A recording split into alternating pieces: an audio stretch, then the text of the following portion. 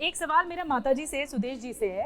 Aunty जी ये बताइए ना, ये 2 दिन बाद निधि क्यों सामने आई? अगले ही दिन सुबह क्यों नहीं बताया गया पुलिस को? वो डर गई, बहुत तगड़ा डर गई मैडम। इतना घबरा रही थी, देखते ना आपका भी दिल वो हो जाता। बहुत घबरा रही थी वो लड़की। और मेरे को आते उसने बताया ये बातें कि बोला करे मम्मी ऐसी ऐसी बात हो गया। तो नू बोली मेरे को किसी दोस्त को उन्होंने बताया था, निधि ने बताया था? क्योंकि एक निशांत से बातचीत भी सामने आई है जो ऑडियो वायरल हो रहा है। मैडम उस बात का तो मेरे को पता नहीं, मैं जो बात हुई है वही बता सकती हूँ आपको। मैं झूठ नहीं बोलती। मैं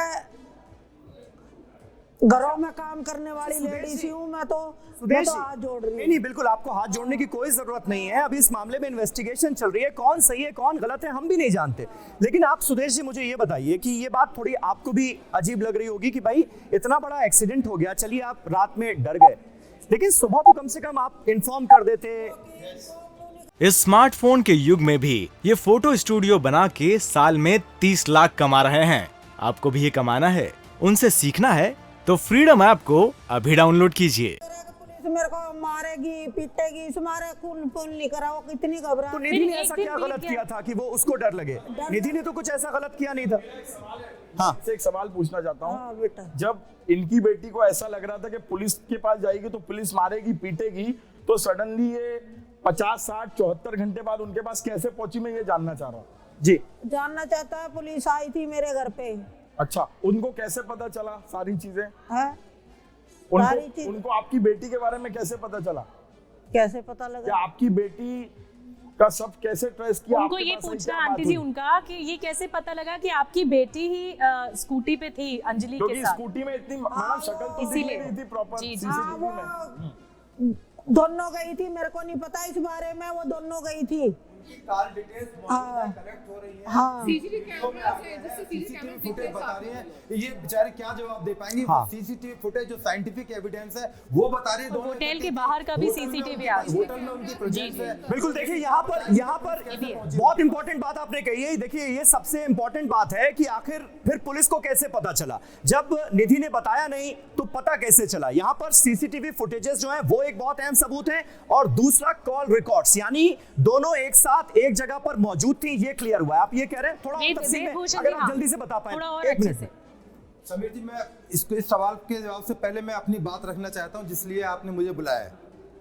हाँ। समीर जी, अधूरा ज्ञान बड़ा खतरनाक होता है। बिल्कुल बिल्कुल सही कह रहे हैं। इस देश का कानून इस केस को इन्वेस्टिगेट करने के लिए 60 डेज का टाइम देता है। यदि ये मर्डर केस होता तो 90 डेज का टाइम था। अच्छा, पर जिस तरह से इस केस को पॉलिटिसाइज किया गया, एनालाइज किया गया, गॉसिप्स पे किया गया, रूमर्स पे किया गया, फैक्ट से बिल्कुल परे रही सारी बातें। जब उसकी, मुझे भी बड़ा दुख है, एक जवान लड़की जो मेरी बेटी की तरह थी 20 साल की, उसकी डेथ हुई है। बिल्कुल, हम सभी इस बात से दुखी हैं, सारे बच्चे इस बात से दुखी हैं। बिल्कुल, परंतु सच्चाई से हम मुकर नहीं सकते क्योंकि ये केस जुडिशियल स्क्रूटनी में जाएगा। मैं दुबई में था, जब मैंने इस केस को देखा, उस लड़की की हालत को देखा, मुझे भी बड़ा एक शौक लगा कि दिल्ली में हुआ क्या है।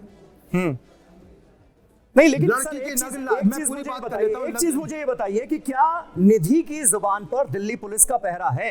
एक बात ये बार लगातार कही जा रही है कि निधि वही कह रही है जो दिल्ली पुलिस उससे कहलवाना चाहती है। उस बात पर भी आऊंगा समीर जी। नहीं, आपको लगता है क्या? आपको लगता है ऐसा?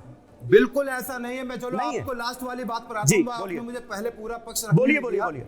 नहीं, मैं काउंटर क्वेश्चन आपसे थोड़ा थोड़ा पूछता रहूंगा, वक्त की थोड़ी सी कमी, आप अपनी बात कंप्लीट करें। देखिए, Nidhi is a star witness of this case. ठीक है, आप उसको रूल आउट नहीं कर सकते। उसके इकबालिया बयान 64 सीआरपीसी में हो गए। बिल्कुल, निधि को झुटलाने का कोई किसी के पास रीजन, ऐसा रीजन नहीं है, साइंटिफिक रीजन नहीं है। निधि ने स्टेटमेंट दिया कि अंजलि ने शराब पी रखी थी। हाँ, बाद में जब उसका पोस्टमार्टम हुआ तो उसमें जिक्र नहीं होता है। मैं आपके चैनल पर जिम्मेदारी से कहता हूं, उसमें कोई जिक्र नहीं होता है कि उसने शराब पी रखी है, नहीं स्टोमक से क्या निकला है। हाँ। उसके लिए फॉरेंसिक एक्सपर्ट्स की जो ओपिनियन होती है वो लेबोरेटरीज में जाता है।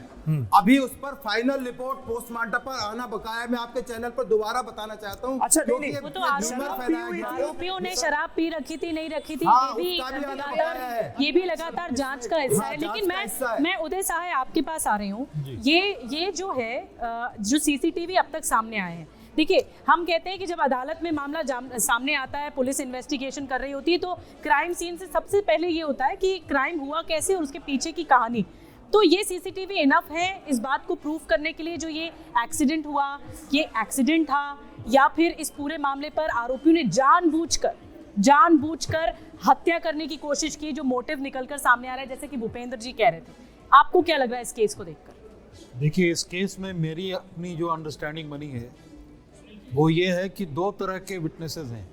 एक विटनेस जैसे आप हैं और आप हैं जी, जिसको हम लोग कहते हैं हियर से विटनेस, उन्होंने मुझसे ये कहा, उन्होंने मुझसे ये कहा, मीडिया ने ये कहा, और एक राय हम बना लेते हैं।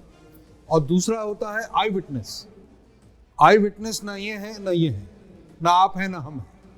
और इसीलिए आई विटनेस के तौर पे निधि आपकी स्टार विटनेस जरूर है, लेकिन एक और स्विगी का एक डिलीवरी बॉय जो था, उसने इस गाड़ी को मूव करते देखा था। उसने पीसीआर को कॉल भी किया। वो भी चश्मदीद सर हमारे पास हैं। हाँ, कुछ देर बाद उन्हें भी सामने। हाँ, उस पे मैं आ रहा हूँ। और इस पूरी सीक्वेंस को अगर आप सेट करें as given by the witnesses, here witnesses, तो आपको दो हिस्सा मिलेगा। एक हिस्सा जो कि एक्सीडेंटल है, और एक हिस्सा चाहे वो पैनिक में हुआ हो, डर में हुआ हो, या इंटेंशन में हुआ हो, वो ड्रैग करने का है। इसको क्लिनिकली देखने की जरूरत है।